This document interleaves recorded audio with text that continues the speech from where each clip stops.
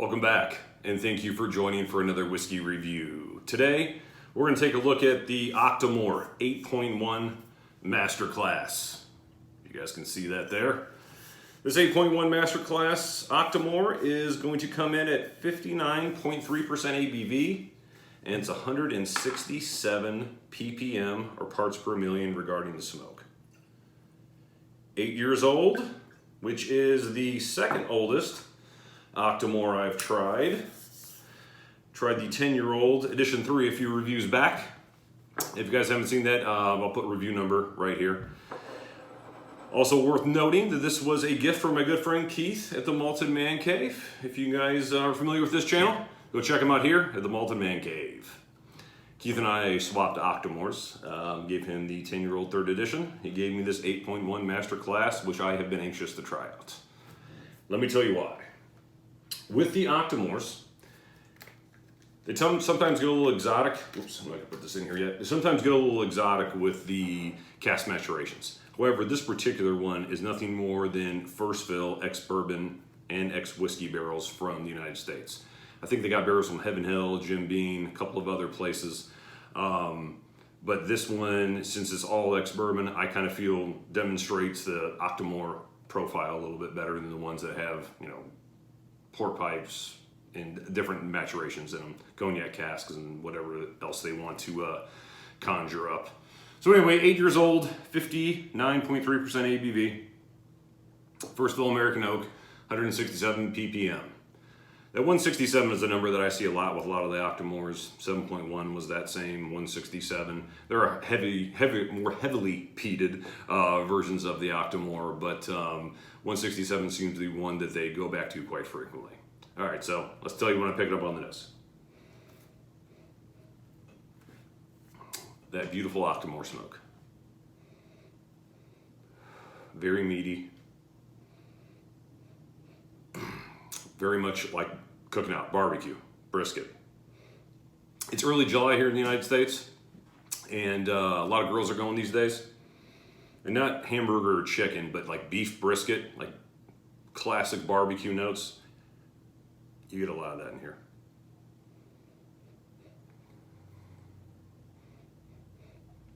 Also a very dusty sort of hayride smell. All Octomores are similar to a large degree, but they have subtle differences. And this one makes me think it's fall.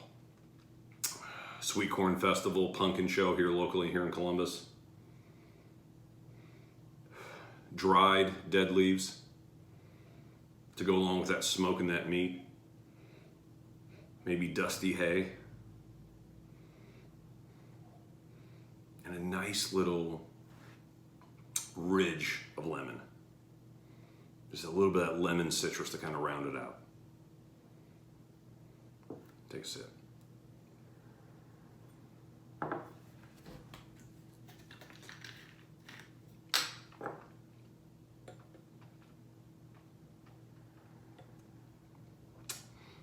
Smoky, meaty, savory, barbecue, meat with some type of a mustard sauce on it, maybe like a sweet mustard. There's those dead dry leaves again on the palate. That's a really unique smell and taste. And when I was a kid, you could still burn leaves like in your front curb. So what we do, and I'm talking this is the 80s, we'd break the leaves up front, and then we'd get a big pile of them. Dad would burn the leaves and kind of stand there and drink a few beers while you do the rest of the yard work. It's that kind of smell before you actually light them on fire. It's those very dry, sort of crumbly leaves and a ton of smoke. And I tell you what, a few drops of water, that sweetness comes up a little bit too on this one. The sweetness of lemon. Maybe a little bit of lemon and lime rind. And almost like I know there's no sherry cask finish in this. I don't know, port wood or anything, but almost like a wine, dry wine characteristic on the nose. Almost like if I'm not a huge wine drinker, but girlfriend is, a lot of family members are, and if they drink white wine and they leave the cup out for a while, that sort of dry white wine smell. I tell you what, as I said before, all Octomores have a consistent smell and taste, but they vary subtly, and sometimes it's really not easy to put your finger on exactly what some of the other flavors are.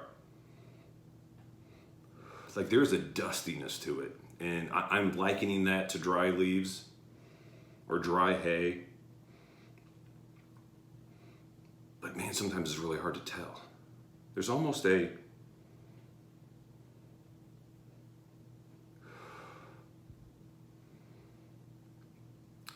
a char note, like if you've ever had the misfortune of drinking Jim Beam, like right when they crack the label. There's that note along with like subtle tobacco.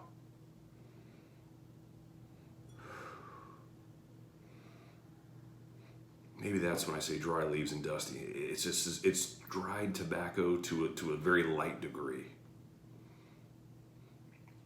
And I would say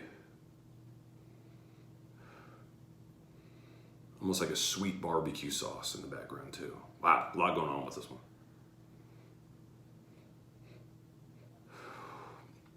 Now, I like all Octomores. I like some better than others.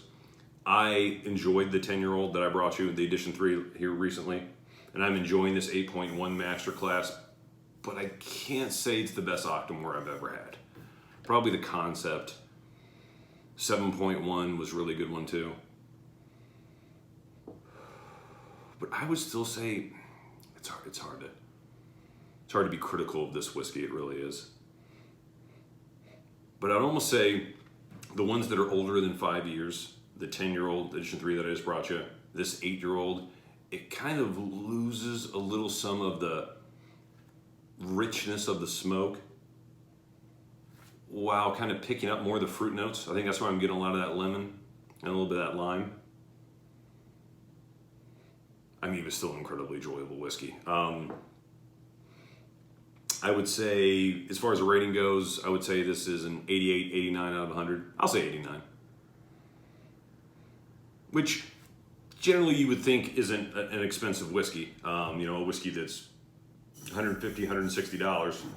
Maybe this was as much as $180. Again, Keith from the Wealth of Man Cave gave it to me, and since I didn't buy it, I'm not exactly sure where he was able to source it from, because that makes a difference, at least here in the States. But this Masterclass was something that I was really interested to see. I heard some really good things about it, and it's a great whiskey. I just feel like I've enjoyed some of the 5-year-old Octomores a little bit more.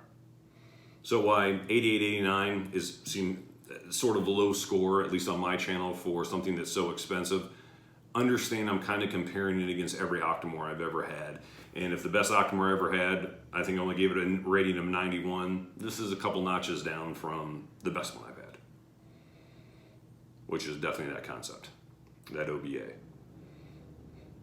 But still an incredible whiskey. Let me give it one last sip.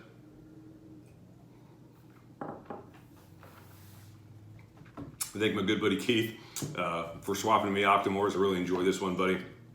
I enjoy it at least as much as the 10, but I really appreciate the bourbon-only finishes on these Octomores, or bourbon-only maturations, I should say, not a finishing. Anyway, still a solid whiskey score. I'm gonna give it a solid 89 out of 100. Hope you guys were able to try this bottle. If you do, tell me what your thoughts are in the comment section. And until next time, I wish you happy drinking.